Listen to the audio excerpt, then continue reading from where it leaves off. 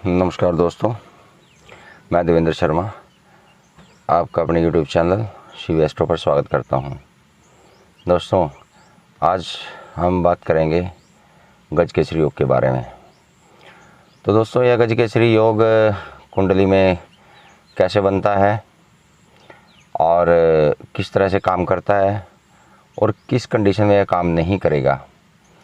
अधिकतर लोगों की कुंडली में गजकेसरी योग होता है परंतु वह काम नहीं करता। ठीक है दोस्तों, तो वह काम कैसे नहीं करेगा, तो किस कंडीशन में गजकेसरी योग काम नहीं करता, तो आज हम उसके बारे में चर्चा करेंगे। ठीक है दोस्तों, कुंडली में गजकेसरी योग बृहस्पति और चंद्रमा ग्रह की युति से बनता है, या फिर दोनों कुंडली में आमने सामने बैठकर सातवीं दृष्टि से एक दूसरे को देख रहे हों, तब भी गजकेसरी योग का निर्माण होता है। ठीक है दोस्तों, अब गजकेसरी योग जिसकी कुंडली में हो, पूर्णतः गजकेसरी योग जिसकी कुंडली में बन रहा हो, वह व्यक्ति की मान प्रतिष्ठा, व्यापार, नौकरी, पदोन्नति, एक समाज में उस व्यक्ति का अलग ही ऑरा होता है और पूरी प्रतिष्ठा के साथ वह व्यक्ति अपना जीवन व्यतीत करता है। चारों तरफ सुख समृद्धि, एक आवाज़ में रोब होना और समाज के अंदर एक प्रतिष्ठा होना, तो ऐसे व्यक्ति गजकेसरी योग वाले होते हैं। ठीक है, गजकेसरी योग आपको नेता भी बना सकता है, उच्च पदाधिकारी भी बना सकता है। उस व्यक्ति के पास मतलब ज्ञान की और मन की व्यथा, उसकी मन की स्थिति और उसके ज्ञान की स्थिति या उसके मस्तिष्क की स्थिति बहुत अच्छी होती है। बृहस्पति को हम कुंडली में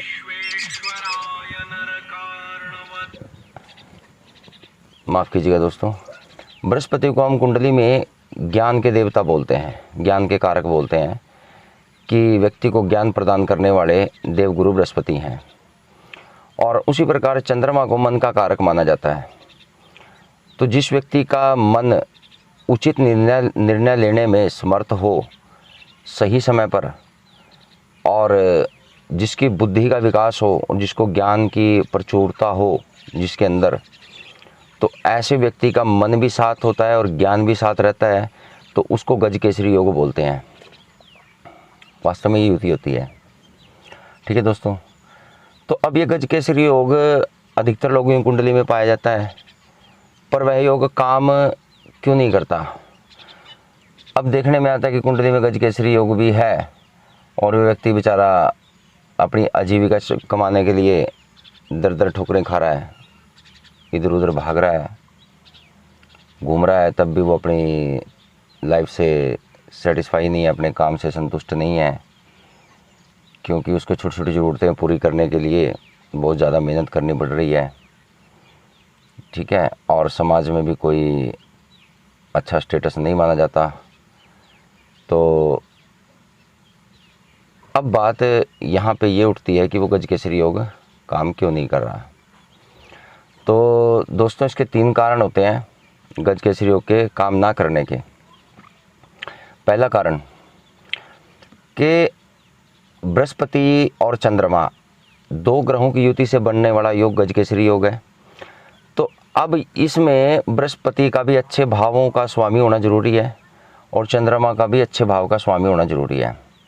अब दोस्तों, बृहस्पति केंद्र के या त्रिकोण के स्वामी हो और इसी प्रकार चंद्रमा को भी कुंडली में अच्छा स्थान मिला हो केंद्र का या त्रिकोण का, तो दोनों अच्छे भावों के स्वामी होकर के यदि दोनों साथ बैठे हैं या परस्पर एक दूसरे को देख रहे हैं, तब ये योग जो है काम करता है।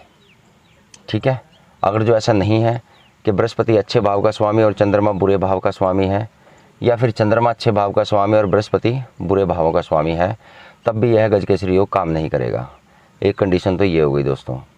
और दूसरी कंडीशन ये होती है कि बृहस्पति और चंद्रमा में डिग्री वाइज कितना डिफरेंस है।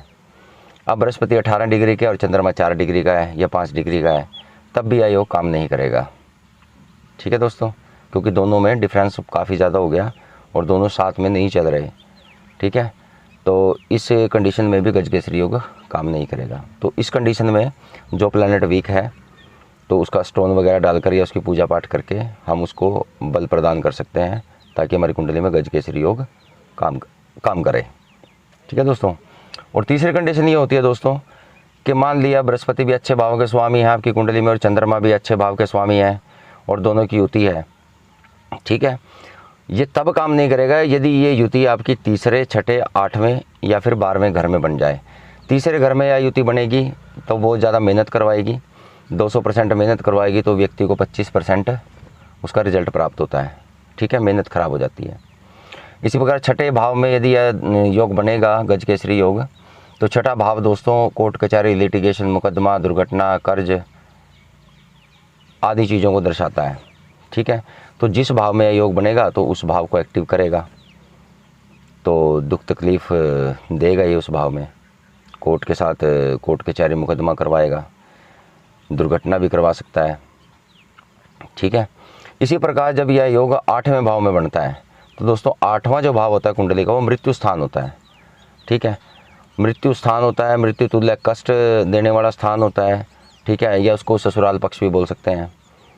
तो फिर उस कंडीशन में क्या होगा, जब भी इन ग्रहों की दशा या महादशा या अंतरदशा आएगी, गजकेसरी योग के फलित होने का समय आएगा, तब यह गजकेसरी योग क्या करेगा, मृत्यु तुल्य कष्ट देगा लाइफ में, हर काम के अंदर रुकावट देगा, हर काम में परेशानी देगा और ससुराल के साथ लड़ाई झगड़ा, मनमुटाव ये सब करेगा।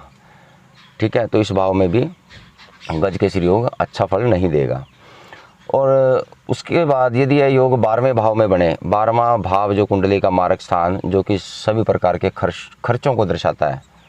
ठीक है, कुंडली में एक्सपेंसेस को दर्शाता है कि व्यक्ति की कुंडली में जेल यात्रा का खर्च है, अस्पताल का खर्च है, विदेश यात्रा का खर्च है।